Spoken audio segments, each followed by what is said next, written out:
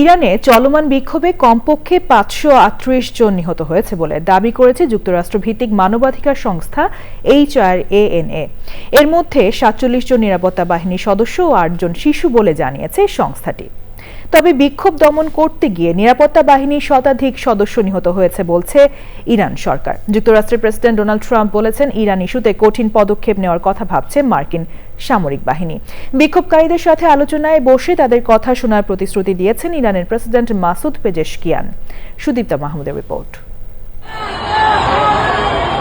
ইরানে সরকার বিরোধী আন্দোলনে একের পর এক সংঘর্ষ ও সহিংসতার ঘটনায় এত বেশি মানুষ হতাহত হয়েছে যে অনেক হাসপাতালে তিল ধারণের ঠাঁই নেই।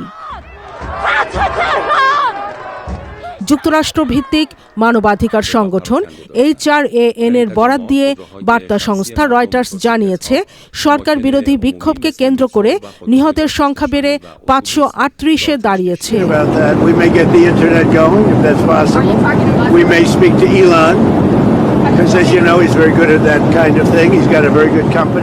নিউ ইয়র্ক পোস্ট জানিয়েছে, ইরানে সম্ভাব্য হামলার জন্য প্রাথমিক পরিকল্পনা সেরে ফেলেছেন ট্রাম্প। ইরানের আশপাশের দেশগুলোয় অবস্থিত মার্কিন ঘাঁটিগুলো থেকে হামলার হুমকি দিয়েছেন তিনি। এই পরিস্থিতিতে ট্রাম্পকে সমর্থন জানিয়েছেন ইসরায়েলের প্রধানমন্ত্রী বেনিয়ামিন নেতানিয়াহু।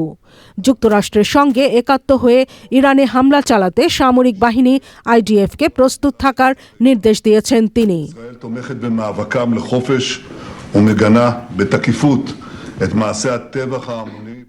যে কোনো মার্কিন হামলার জবাবে মধ্যপ্রাচ্যে থাকা মার্কিন সামরিক ঘাঁটিতে এবং ইসরায়েলে হামলা চালানোর কথা জানিয়েছেন ইরানের পার্লামেন্ট মজলিসের স্পিকার বাকের কালিবাফ। ইরানের সর্বোচ্চ নেতা আয়াতুল্লাহ আলী খামেনি বলেছেন, কয়েক লাখ শহীদের রক্তের বিনিময়ে ইসলামী প্রজাতন্ত্র ক্ষমতায় এসেছে। বিক্ষোভের মুখে তার সরকার কখনোই পিছু হটবে না।